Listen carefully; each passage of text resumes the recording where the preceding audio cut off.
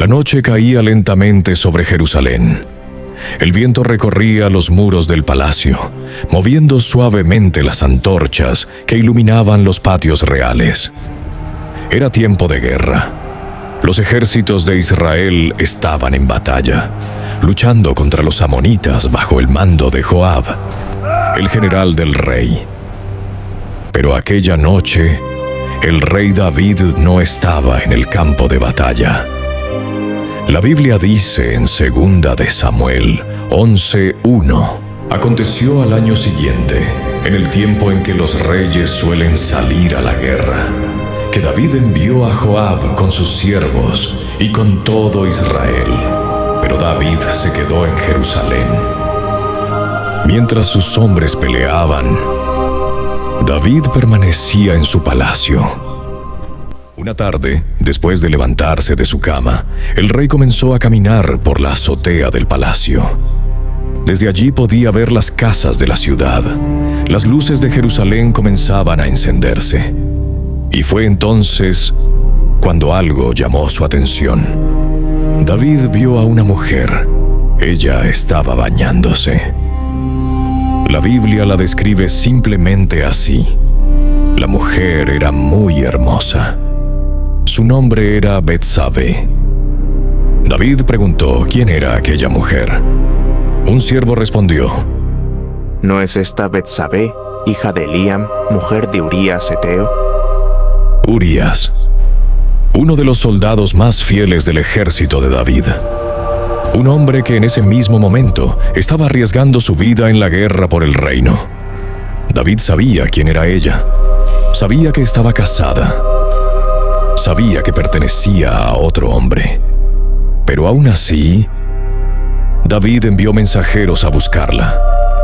La trajeron al palacio, y aquella noche el rey de Israel cometió un pecado que marcaría su vida para siempre. David se acostó con Betsabé. Después de aquello, ella regresó a su casa. Parecía que todo quedaría en silencio. Nadie lo sabría. Nadie lo vería, pero semanas después, un mensaje llegó al palacio. Betsabé envió palabra a David. Solo decía una frase: «Estoy encinta». David entendió inmediatamente lo que eso significaba. Su pecado ahora tenía consecuencias visibles. Entonces el rey comenzó a intentar ocultarlo. David mandó llamar a Urías desde el campo de batalla. Cuando el soldado llegó a Jerusalén, David lo recibió con aparente normalidad. Le preguntó cómo iba la guerra, cómo estaban Joab y los soldados. Después le dijo: «Desciende a tu casa y lava tus pies». Era una forma de decirle que descansara con su esposa.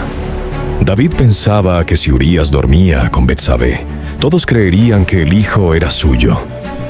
Pero Urías no fue a su casa. Esa noche durmió a la puerta del palacio con los guardias del rey. Cuando David se enteró, le preguntó: «¿No has venido de viaje? ¿Por qué no fuiste a tu casa?». Urías respondió con palabras que revelarían su integridad. El arca, Israel y Judá están bajo tiendas. Mi señor Joab y los siervos de mi señor están acampados en el campo. ¿Y yo habría de entrar en mi casa para comer, beber y dormir con mi mujer? Vive tu alma, que yo no haré tal cosa». Mientras el ejército estaba en batalla, Urías no podía permitirse ese descanso. David insistió, incluso lo invitó a comer y beber con él. Aquella noche lo embriagó, pero aún así, Urías volvió a dormir con los guardias del palacio. No fue a su casa. El plan de David había fracasado. Entonces el rey tomó una decisión más oscura. David escribió una carta, la selló y la entregó al mismo Urías para que la llevara a Joab en el campo de batalla. Urías caminó hacia la guerra, llevando en sus propias manos la orden que decidiría su destino.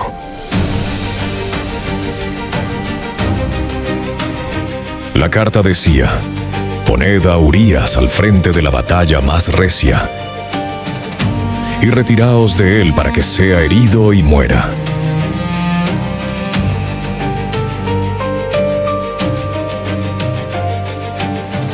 Joab obedeció la orden. Cuando el combate se intensificó, colocaron a Urías en el lugar más peligroso. Luego los soldados se retiraron. Urías quedó expuesto. Y allí, en medio de la batalla, murió. Cuando la noticia llegó a Jerusalén, Betsabé lloró la muerte de su esposo. Después del tiempo de luto, David la llevó al palacio y la tomó por esposa. El niño nació, pero la Biblia dice algo que cambió todo. Mas esto que David había hecho fue desagradable ante los ojos del Señor. Dios había visto todo. Nada estaba oculto. Entonces Dios envió al profeta Natán. Natán llegó ante el rey con una historia. Le dijo: Había dos hombres en una ciudad, uno rico y otro pobre. El hombre rico tenía muchas ovejas y vacas, pero el hombre pobre solo tenía una pequeña corderita. La había criado, comía de su plato, dormía en su regazo. Era como una hija para él. Un viajero llegó a casa del hombre rico, pero el hombre rico no quiso tomar una de sus propias ovejas. En lugar de eso, tomó la única corderita del hombre pobre y la mató para preparar la comida. Cuando David escuchó esta historia, se llenó de ira. El rey dijo con indignación: ¡Vive el Señor, que el hombre que hizo esto merece la muerte! Entonces Natán miró directamente a David y dijo unas palabras que atravesaron el corazón del rey. Tú eres ese hombre. Natán le recordó todo lo que Dios le había dado: el reino, la protección, las bendiciones. Y aún así, David había tomado la esposa de otro hombre y había provocado su muerte. El profeta anunció las consecuencias.